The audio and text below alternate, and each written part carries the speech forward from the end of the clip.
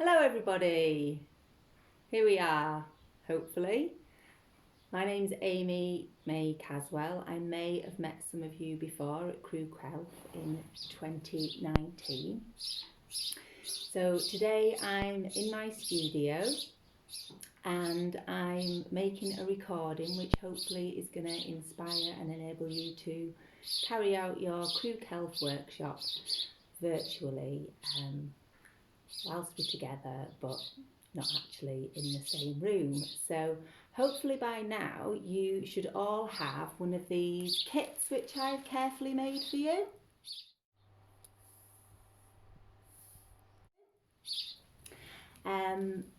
For those of you that don't know exactly what I do, I'm a silk screen printer, and today I'm going to be taking you through the steps of what it entails or can entail to come up with a design which we are all going to be able to witness the results of outside of the theatre mould, hopefully on the flag posts.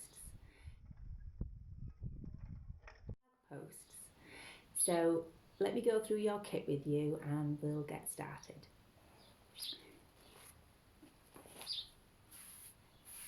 So this is a piece of coloured film, and the reason I've included these in the kit is because they're a really good way of seeing what happens when you do silkscreen printing and one colour overlays onto another.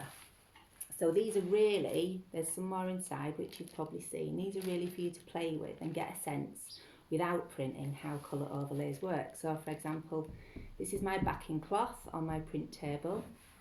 It's currently got a blue mark on it, but you'll see if I put this orange on top of it that it changes colour, and this is how printing works if you use the right consistency and inks for textiles.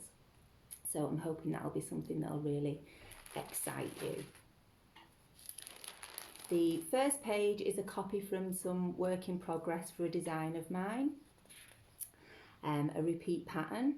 So again, I'm going to show you how we can take a small area of a design, which is this bit here, and repeat it to create an overall pattern, which I'm sure lots of you have got in your duvet covers and curtains and clothes and upholstery, etc. So inside is your note from me about what we're going to be doing today. Hopefully you've had a chance to read that, and I'll go through it with you step by step during the day. Some examples of my work here, some of which are behind me. This is a recent flag that I've done, which hopefully will again give you some ideas of what it is that we're going to be working towards. And this is the image in the photograph. It's also a flag, it's a prototype for a work in progress for a commission that I'm doing, but it also shows how when you overlay colours, for example the yellow on top of the lime green, you then get a third colour arising in between, and again with the oranges, different tones of oranges coming through. There are cards to make like little peepholes, do sketches on, use during the process, paper again for you to draw on, take notes.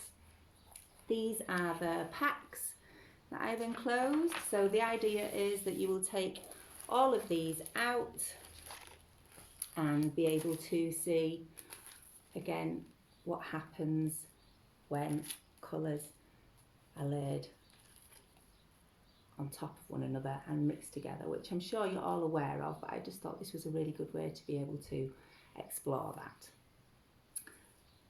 You can also use these during the still life drawing that we're going to do if you want to cut them up and use them to create more of a collage.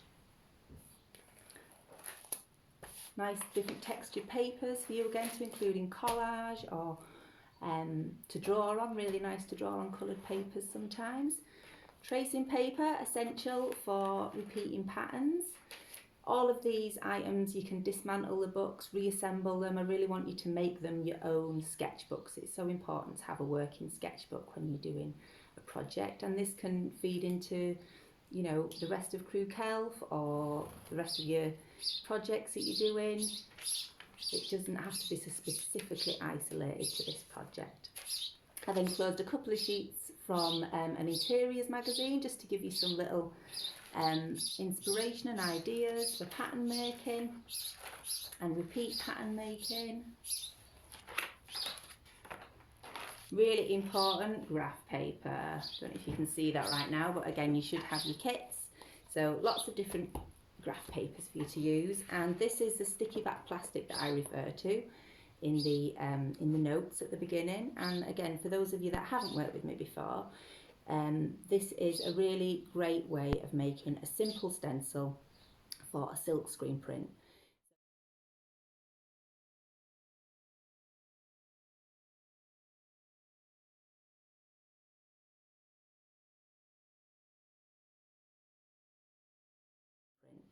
So what I'm hoping to achieve at the end of the project that you do at home is that you'll be able to send these back to me, and I'll be able to put them onto a large silk screen so that all of your images are collaborated together, and I'll be able to print the flag on your behalf, as I said, and then you'll be able to witness it at Theatre Mould.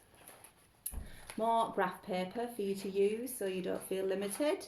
You can experiment, card, paper, and another piece of sticky back plastic on the back, which you may want to use either of these, but you can use this one to experiment with, perhaps. Okay, so let's get started. The first thing we're going to do is we're going to build a still life. So a still life is a collection of objects which we're going to get today from inside and outside your home. The theme for this year's Criw to Celf is habitat, so I thought that was very fitting that you would use things from around your home which you are either personal to you or you just wouldn't normally think of drawing but would actually add some really great dimension and texture. So we're going to do that first. We're going to collect objects and put them together. Okay, so I'm back. I've collected some objects from inside and, really importantly, outside my studio. So you may have collected your objects by now. I'm going to start building mine and let's see how we go. It's really good to make a backdrop for the still life.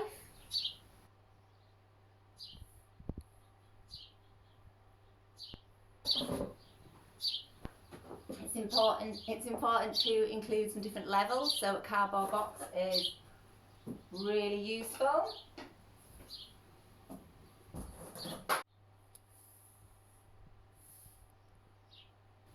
Folds in fabric are really good to draw, so don't feel like everything has to be flat. We're going for lots of dimension here.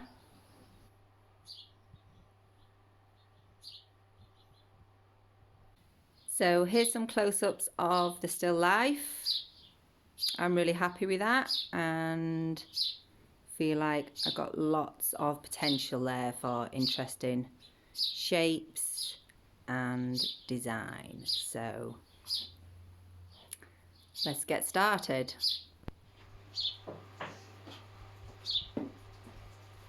So I'm going to start my drawing. I'm going to speed it up and slow it down, see where we go.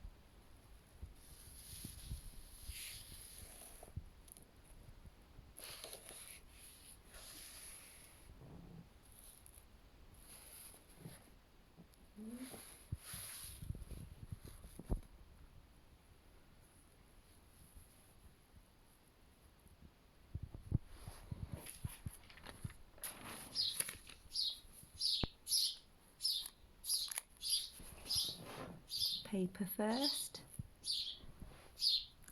Paper first. What does that mean?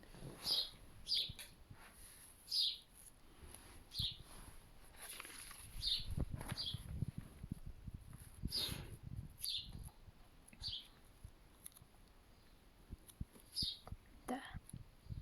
Okay.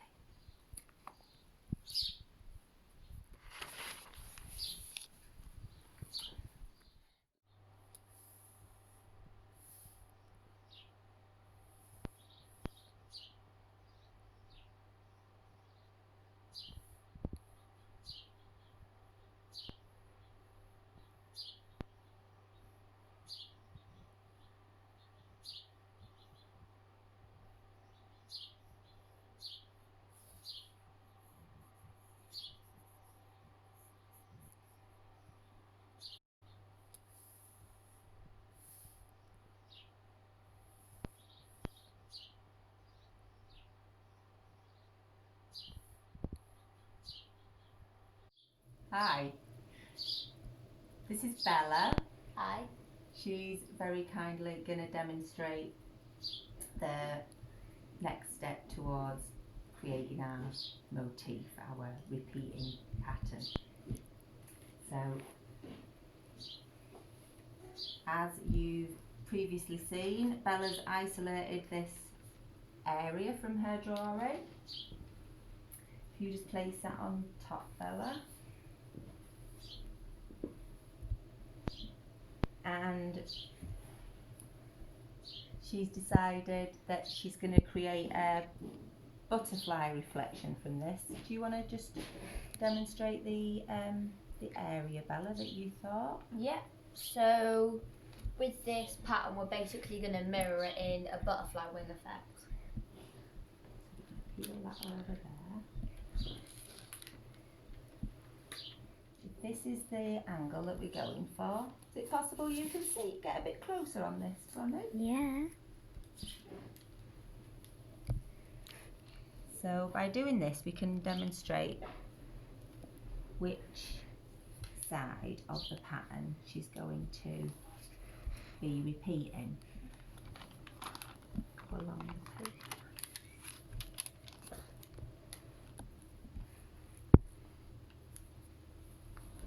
It's like this one. Yeah. So we're going to draw a line down here. Now, I'm tracing. Excellent. This line's going to be your reference point for where your line of symmetry is for the tracing. Now, if you try and pop that line onto that line, Bella. Oh, and let's just check, because she's already traced this, we actually need to use the other side, because this is the side that's got the pencil on that will come down onto the paper.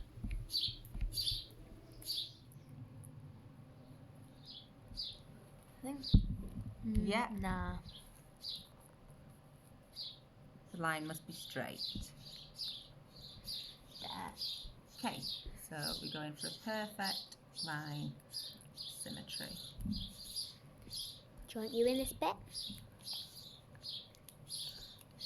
And Bella is now going to Trace this again. trace this again.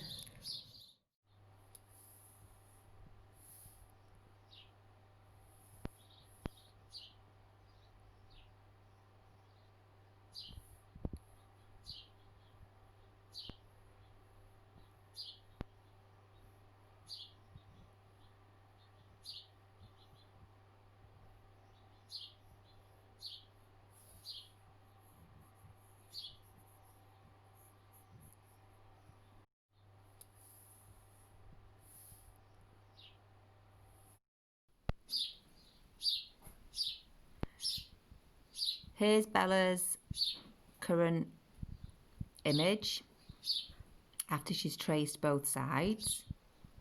We've just had a look at it with some other options, and whilst my video was charging, she decided to create more of a mandala with her design, and so now it's become this.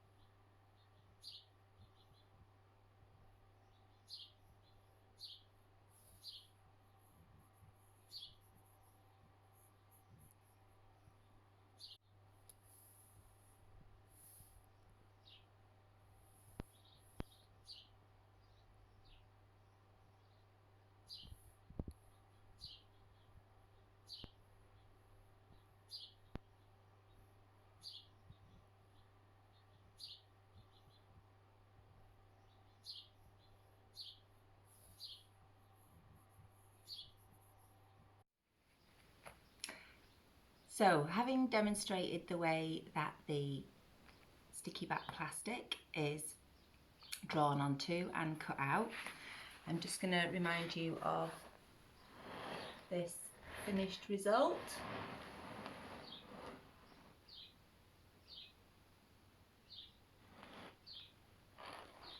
And now I'm going to apply it to the silk screen, which is here. As you know, unfortunately, you can't be a part of this process this year, but I'm still going to demonstrate how the print, how this print is translated, because I think it really helps with your design process. So I'm going to make a start.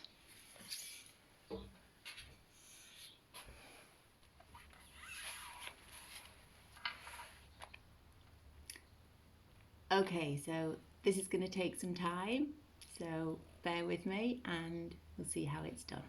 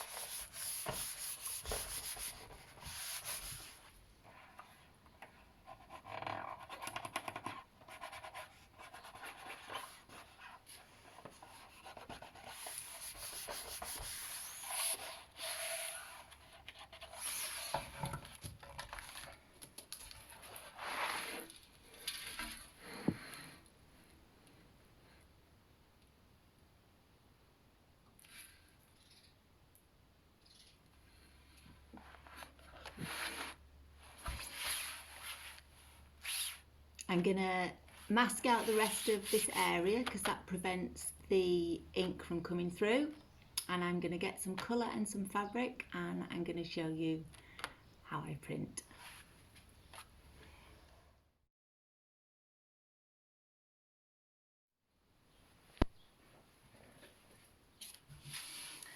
So here we are, ready to start the printing process.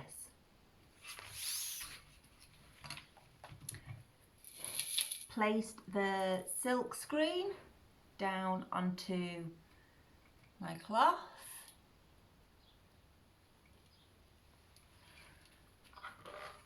This is my squeegee, which is going to apply the colour to the fabric by literally squeezing the ink through these gaps that have been created. There's a colour that I've prepared.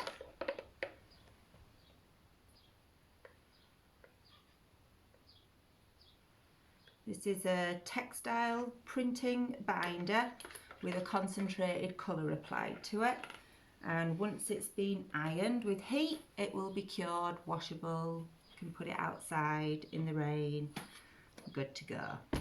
So here we go.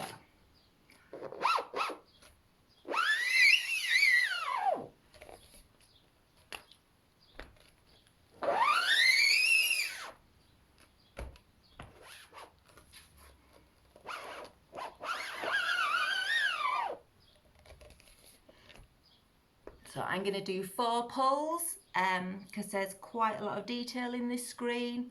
Really depends on the design and the cloth.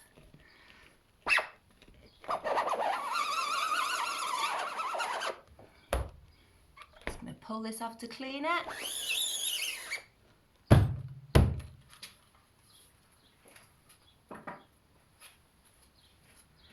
And then hopefully we'll have a successful screen print underneath for you to see.